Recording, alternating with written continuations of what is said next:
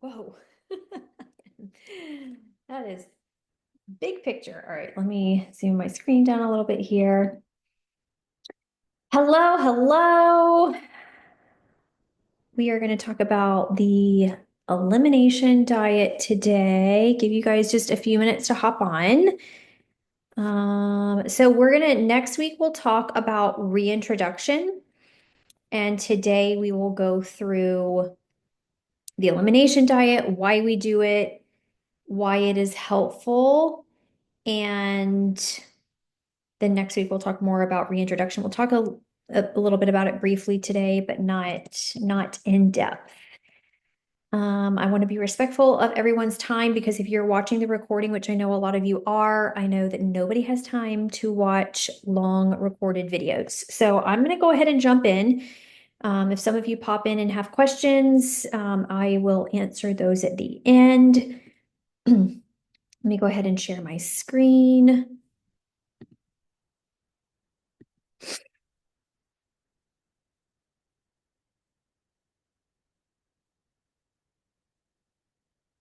Get back into present mode here. Okay. All right. So I will record this. I will make sure everybody has access to it.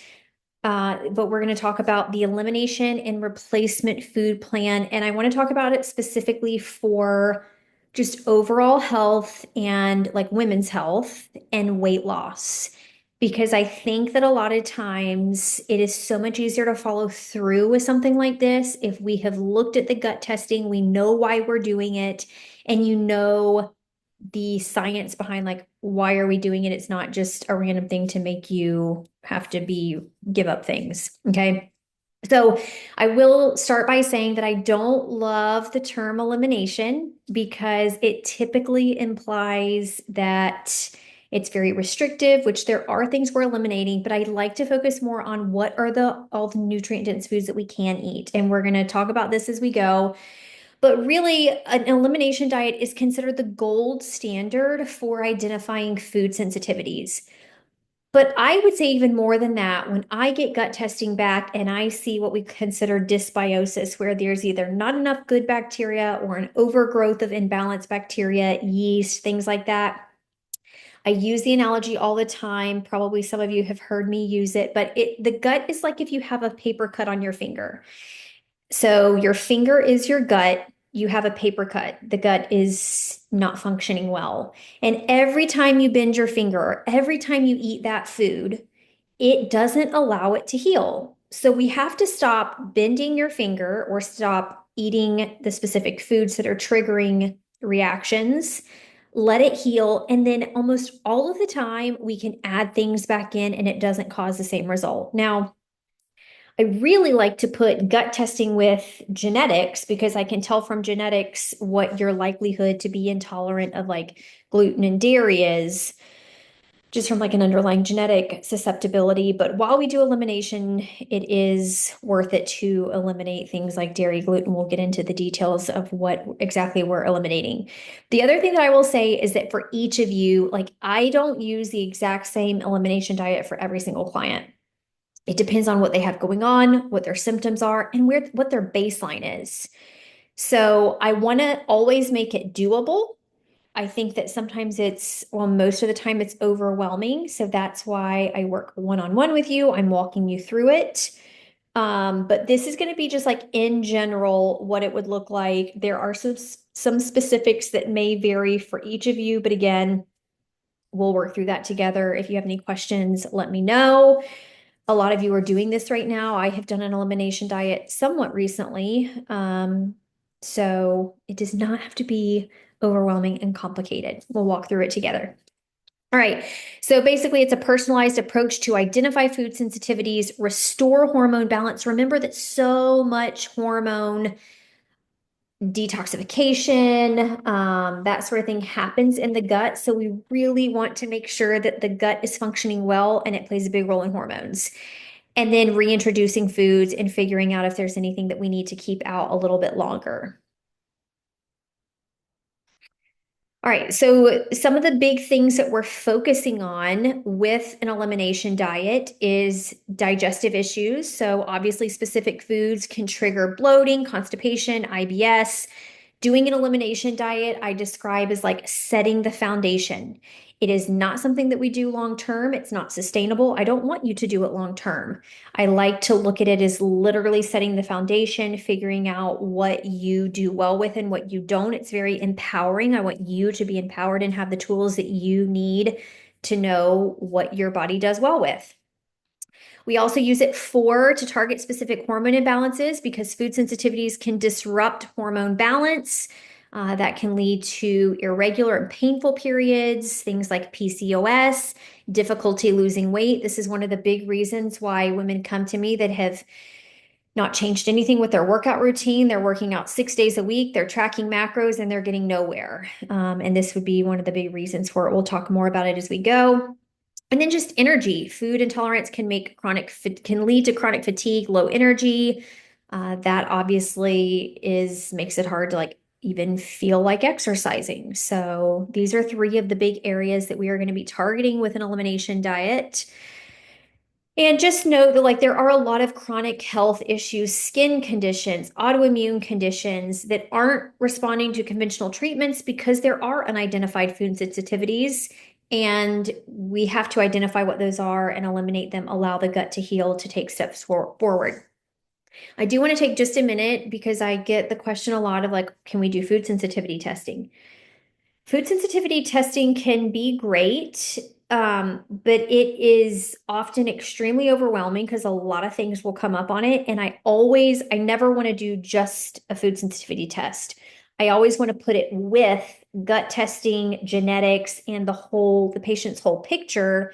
Because if we look at just a list of like, these are foods that could be causing an issue, it could be foods that you eat a lot of, and it can also be influenced by foods that you eat a lot of.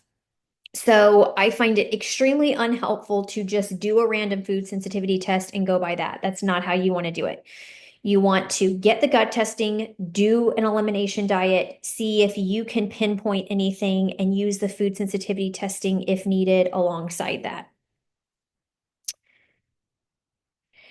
Okay, so health conditions related to different foods in women. I want to go through this because I think that understanding all the things that it's not just, if I eat something, it makes my stomach hurt. There's so many other things. So I want to make sure that you have a good picture of that. So first would be hormone and reproductive issues. So PMS, menstrual irregularities, fertility impacts a big, large number of women, especially I feel like it's becoming more and more of an issue. And food sensitivities play a big role in that. Menopause symptoms, perimenopause, PCOS, and endometriosis. Weight, which I would say is probably what I work with the most, but stubborn weight, water retention, bloating, insulin resistance, and inflammation. So again, these are women who have not changed anything as far as exercise, haven't changed anything with what they're eating, and they're gaining weight and they can't figure out how to lose. Food sensitivity is something that we definitely want to look at for that. And then mental and emotional wellness. So you will hear a lot of people talk about um, the gut-brain axis, and it's significant. So mood, irritability, brain fog, concentration, anxiety and depression, sleep, that's a big part. Your gut produces 90 to 95% of serotonin, which is your mood stabilizing hormone. So if we are putting foods in that are causing inflammation and causing sensitivities, immune reactions, your brain can't produce or can't your gut can't produce serotonin and send those signals to your brain, and that's where we use it. Just make sure, just a second.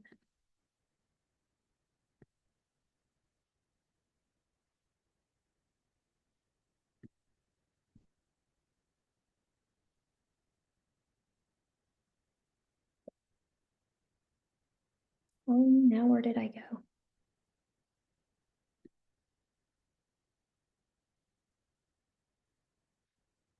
Sorry, guys.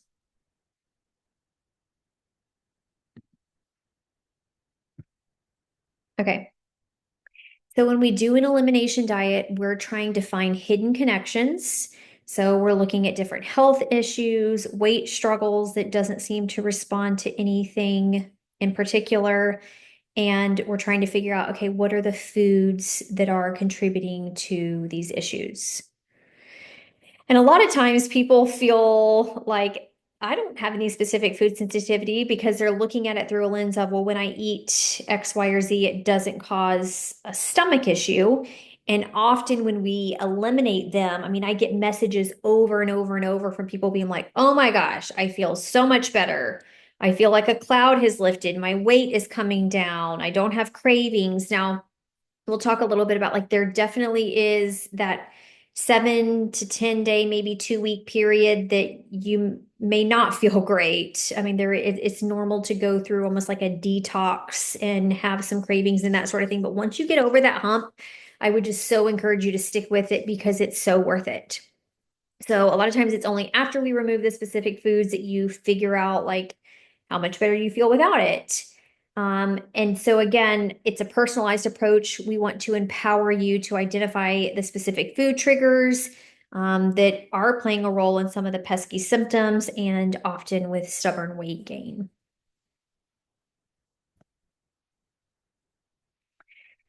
So, after the initial period of eliminating trigger foods, many of the chronic symptoms that women are typically complaining of disappear. And that looks a lot, from my experience, like hormone imbalances that affect mood and weight, inflammatory responses that cause bloating and water retention, digestive issues that interfere with nutrient absorption. I will say, over the last 5 years, there's just been this overwhelming amount of information about protein, protein, protein. We need to eat more protein.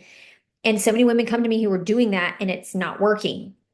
Well, we kind of say, like, it's not, you aren't what you eat, you are what you can digest. It takes a lot of good, healthy gut function to be able to break down and use protein that you're eating.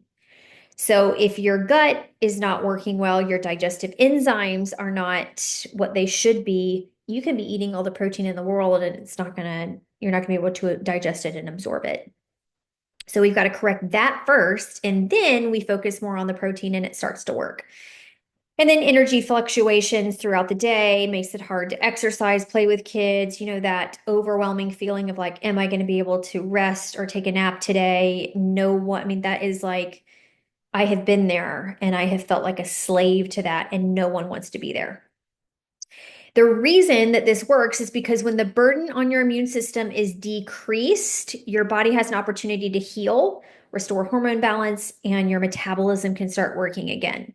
So, when we are eating foods that are causing these reactions, it leads to something called leaky gut, where the junctions of the gut are not tight like they should be. They start to get lax, and it allows things to leak out into the bloodstream, toxins, food particles that don't need to be there. This causes an inflammatory and an immune reaction from your body. This is where we see a lot of autoimmunity.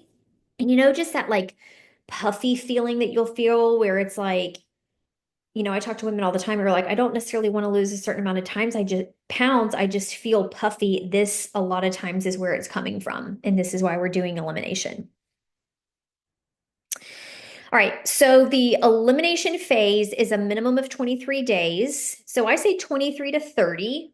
And I've probably told each of you, like when we reviewed your gut test, what I recommend for you. If you're dealing with an autoimmune type condition, I do push it more to like 6 weeks. We wouldn't do it for any more than 6 weeks. So we do the 23 days to allow your body to reset, set that foundation, allow the inflammation to subside. And then we start the reintroduction phase. Now, I'm also like a firm believer that our lives are busy and we have events, we have travel, we have kids and things going on. So I want this to be doable. So what I would tell you about all of this is like, it does not have to be perfect. Now, I want you to take it seriously because if you're going to bother doing it, you want to get the results. But it does not have to be something that you're like, okay, I still can't start it because I don't have, enough time. Like, make it happen is what I would tell you. Okay. We'll talk more about reintroduction. Sometimes the reintroduction phase gets kind of blurry. The two big things that I care about, like separating for reintroduction, would be gluten and dairy. So again, we'll talk more about that next week. But when we do reintroduce, we want to add back one food at a time.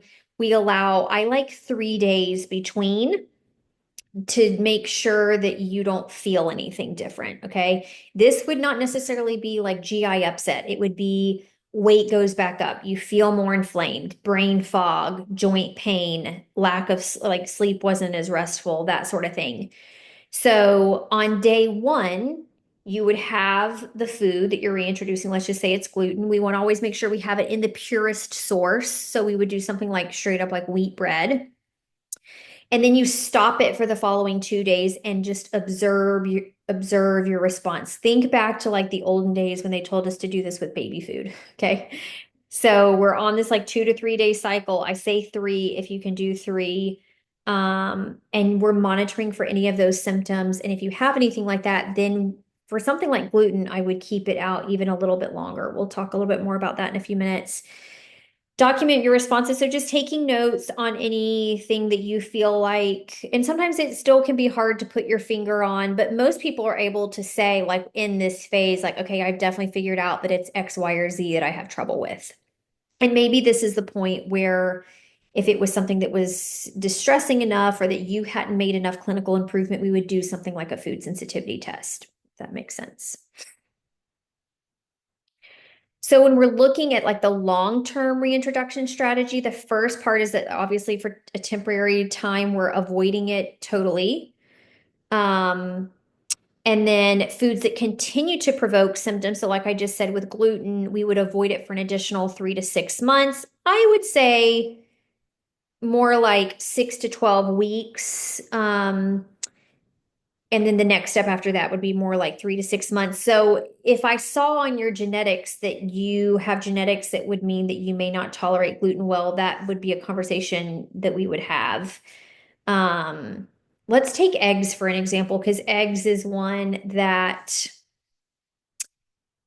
I've never had someone not be able to add them back in, but a lot of times, like in that initial period, it is so worth it to cut them out. Let's say we cut it out for 23 days, you added eggs back in, had a symptom.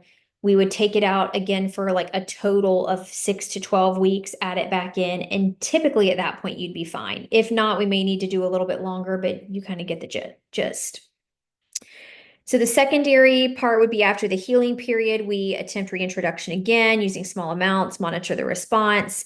Once the gut is healed, most of the foods that were initially causing sensitivities can be added back. Like think about back to the finger, the paper cut. Once the paper cut is healed, you can bend your finger and it does not cause you any trouble. Another thing that I would say just in relation to this is a lot of times when I get gut testing and I'm going through it with patients, they'll say, well, once I do the healing, take the supplements, do elimination, and like really focus on gut healing, does it go back to being what it was before? And, certainly over time it can, but if you think about it like cleaning your car, if you never clean your car and then all of a sudden like you decide to do it, you have to work really hard, spend a lot of time cleaning the car to get it to look halfway decent. If you stop by the car wash and like vacuum out, wash, whatever, wipe things down once a week, you maintain that and keep it relatively clean. And it's the same thing with the gut. And then the personalized nutrition plan. So we want to develop a sustainable, this is different for all of you. So I want it to be sustainable. I want you to find food freedom. I want you to know what works well with your body.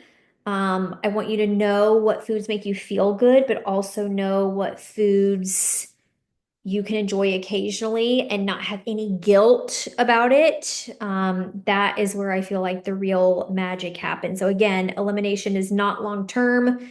Definitely would move to something more sustainable, but it's a great foundation to set. We want to make sure that whatever we decide on long term, that it's supporting hormone balance and helps you manage your weight.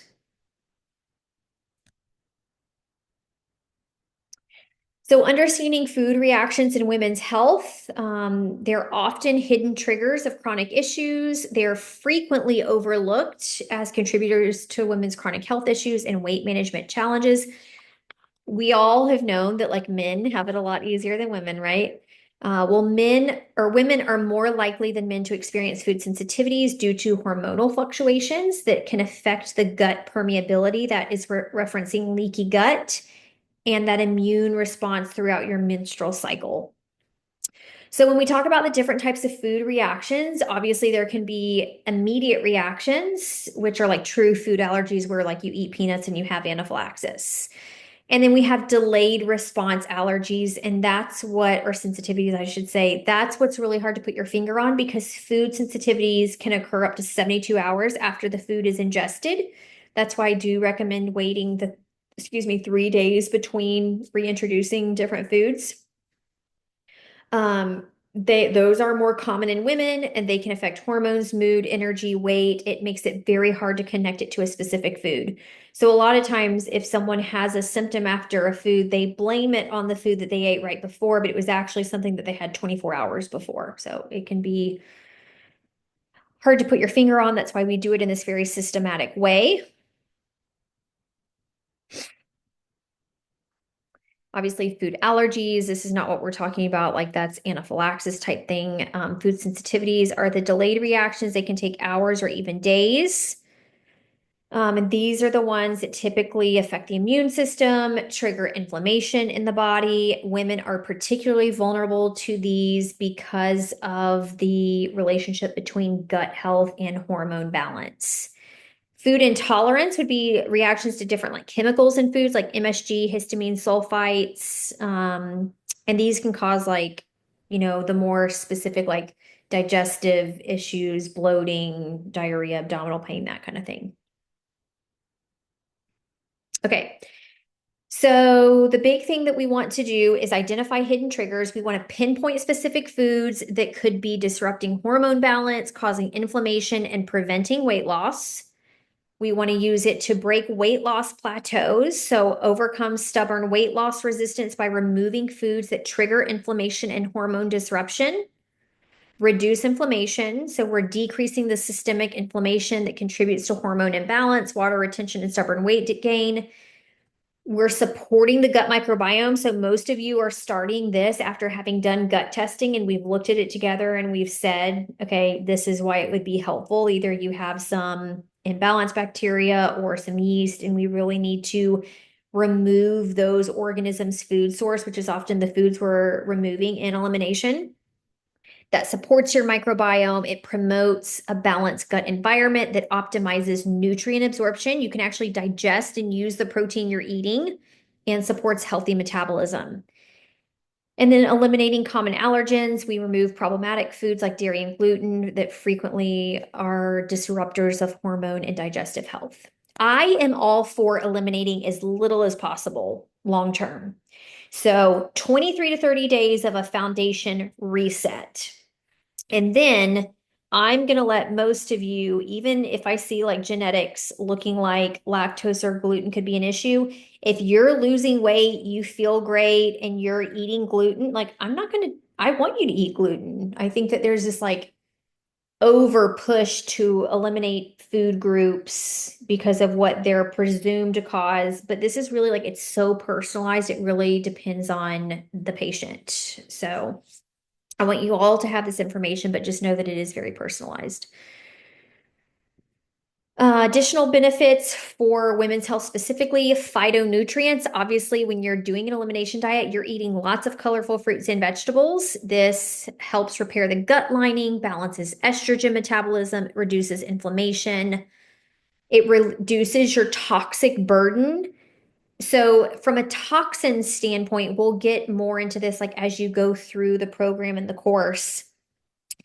We are exposed to so many different toxins, even more, more and more every single day. Think about toxin exposure like filling up a sandbox or not a sandbox, a sand bucket. Your body's dumping in toxins that we're exposed to every day. Well, at some point we get to the top of that bucket and we are still dumping it in. Our bodies are very smart. We can't have those toxins floating all around. So we actually create adipose tissue or fat tissue, and that's where our body stores toxins that it can't deal with. Okay. And most of the time, especially for women, that is belly fat. So our body very creatively wants to protect itself, creates belly fat to store toxins, and we wonder why belly fat is a significant issue. So we're reducing the toxic burden, we're eliminating processed foods. That decreases our exposure to endocrine disrupting chemicals that interfere with thyroid and estrogen. Freedom from calorie counting. So, all of you who are on the macro tracking train, we are not doing that while we're on elimination. I want you to look at it as a period of healing. I want you to use this time to get in touch with when you're hungry and when you're full and use those hunger and fullness cues. We are not tracking. You're not trying to hit protein goals. You will still lose weight. Enhanced body awareness. So, developing a deeper understanding of how specific foods affect you. It's very empowering. And you may be surprised at what you find. I get messages all the time like, oh my goodness, I had no idea that eggs actually were contributing. And eggs, shockingly, are what most people are the most sad about removing. But again, even when I have found eggs to show up on food sensitivity testing, I haven't had a case yet where we couldn't add them back in and it not be a problem. So you can't have your eggs again, more than likely. So the foods that we're eliminating, the two big ones would be dairy and gluten. So dairy products contain proteins that trigger inflammation and hormone imbalance and can potentially contribute to weight gain and a lot of like skin conditions. I will say dairy too, big time for sinuses. So if you are someone with chronic sinusitis, mucus, that sort of thing, dairy is one that we definitely want to take out. My father-in-law actually recently did an elimination diet with my mother-in-law, and he had this like chronic cough. He was always sucking on cough drops. And when he got rid of dairy, it all cleared up. And he's like, oh my gosh, I will never eat it again. Butter would be included in dairy, gluten containing grains, barley. Barley does contain gluten. So gluten can trigger inflammation, thyroid disruption, affects metabolism and weight management, especially in cases where it's kind of stubborn. Especially the way that we process gluten here in the states is very inflammatory.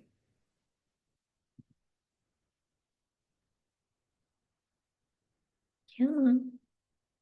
Okay. And we'll go over this just in case it's not clear.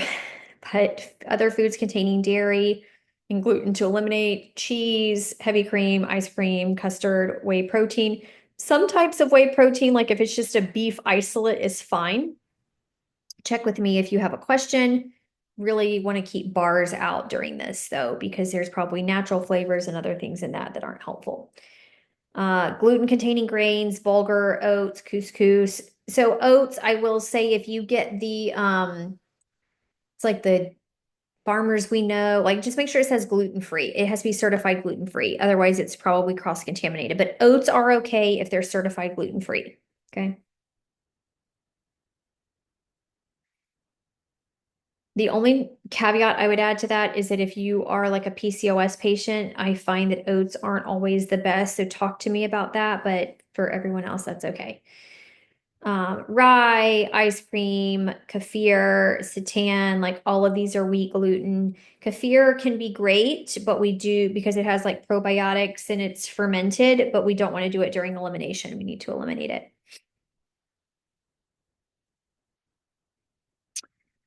These are just some more gluten and dairy sources. So something I want to bring your attention to, a lot of sauces and gravies have gluten. So we do limit eating out as much as possible, but you would be surprised how many like salad dressing, sauces, that kind of stuff, gravies are thickened with some sort of flour. So a lot of them do have gluten. So be careful with that. And then like creamy salad dressings, obviously for the dairy. So that's typically where I see people have trouble. Like if they, so if you eat out, I would just like on your salad, I would do oil and vinegar. And if you're getting anything with any type of sauce, like I'd ask for the meat or the fish to be cooked in olive oil and for no sauces or butters or anything like that. And most of the time at a restaurant, you do have to say that because even like things like fish are slathered in some butter. Okay, additional foods that we are taking out: alcohol. definitely eliminating it for the 23-day period, and then we can kind of do like a cost benefit analysis as far as like how much do you enjoy it? Is it worth it? Because at the end of the day, there's no good health benefit. It disrupts hormone balance. It is hard on your liver and makes you sleep like crap. So we keep out alcohol. Chocolate, I am a chocolate person, so dark chocolate is something that we can add in later, but obviously we want to keep it out during elimination. Caffeine, I do just like, I don't make you guys take it out totally, mostly because I only tell you what to do what I am willing to do. And so if you're willing to cut out caffeine, great, do it. But if not, I just want you to significantly cut back. Even try switching to like some decaf options. Green tea is a great option. Matcha is a great option. Those have incredible anti-inflammatory benefits, and you can have those while on elimination. There are some protocols that do eliminate certain meats. Again, I personalize this for every person, but I'm fine with you having any sort of meat as long as it's grass-fed, pasture raised, like high quality organic, or wild caught fish, shellfish. Those have a lot of important nutrients for hormone health, so we do leave those in. Corn, um, so corn, I'm not like too worried about you never having corn on elimination, but just for general information, corn, unless labeled organic, is GMO.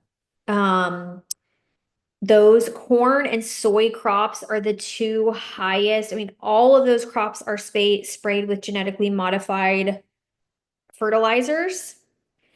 So unless it's organic, I think just like ongoing, not even just on elimination, we should take those out. Um, I wouldn't do a ton of corn. I don't really have many patients who are like, oh, I can't give up my corn. So if you're fine just like not having it, great. But if you do have it, it needs to be organic. And disappointingly, I find it very hard to get fresh corn, at least locally here in Tallahassee, that is organic. Dairy products, which we've already said, eggs, and gluten-containing grains.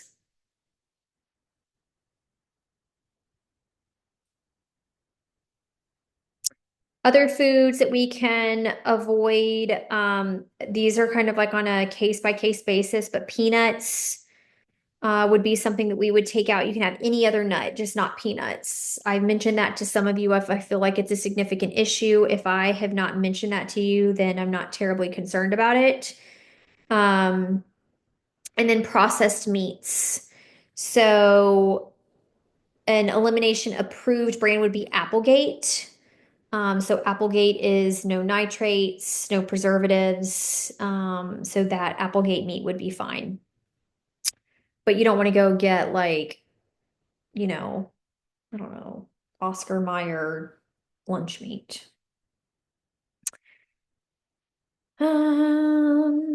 Just making sure that it's wild caught, seafood, pastured, pork or chicken, and grass-fed beef. Soy would be one. Again, this is kind of like corn, not a deal breaker for me, but really needs to be organic. And I don't want you to like consume tons of it, like tofu. Edamame I'd be okay with in small amounts. Soy milk, I'm just not a fan of. I yeah, we don't need to do soy milk. But it can definitely affect, it has phytoestrogens, so it can disrupt your natural hormone balance and make things like estrogen dominant thyroid dysfunction, PCOS, and menopause related issues worse. Sugars and sweeteners are not permitted. You can I'm okay with a tiny bit of cane sugar for some of you, and for all of you, honey and maple syrup would be the sweeteners of choice. Stevia would be okay. No sucralose, no aspartame, no high fructose corn syrup, any of those things. And remember, yeast loves sugar. So we can use all the supplements with antimicrobials, antifungals to try to kill yeast. But if we are putting sugar in and feeding it, it will not go away. Your sugar cravings will significantly decrease when we stop feeding the yeast. Okay.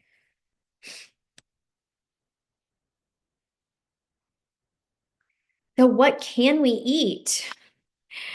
Whole foods. You can have any unprocessed food, any high quality meat, any fruit or vegetable, beans, um, nuts and seeds, maybe not peanuts, but nuts and seeds. So there are plenty of things that you can eat. Now, this does take more prep than most of you are used to, which I've mentioned a lot. I mentioned to a lot of you about Hungry Root. Definitely something to look into. I have lots of clients who use it. It makes it very easy for them to do this. You can do healthy fats, so avocados, olive oil, coconut oils, nuts, high quality protein, and the fermented foods. So when we went through gut testing, we likely talked about fermented foods. If you have just joined the program and you haven't done your gut testing yet, that's fine. I still want you to listen in and go through all this. But we are going to incorporate sauerkraut, kimchi, coconut yogurt, cultured coconut yogurt. Has live active strains, and so that is going to support your gut. Everyone is always concerned about how they feel like they're eating more carbs and fat than they are protein on elimination, and that is true. Everyone is automatically going to do that just based on the nature of it, but you will still lose weight doing that. Okay. And then your protein goal, like that sort of thing, that's a good phase two, like next step, sustainable kind of thing after we've set the foundation with the elimination diet. And that is it. So let me stop my share, make sure I don't have any questions. So next week we will talk about, go into reintroduction more specifically. If anyone has notes, has questions specifically related to reintroduction that you want to make sure that I answer next week, please submit them to me before. But otherwise, you have all the information that you need on an elimination diet. Remember that I am here to make it easy for you. And it's so, so, so worth it. You can do it.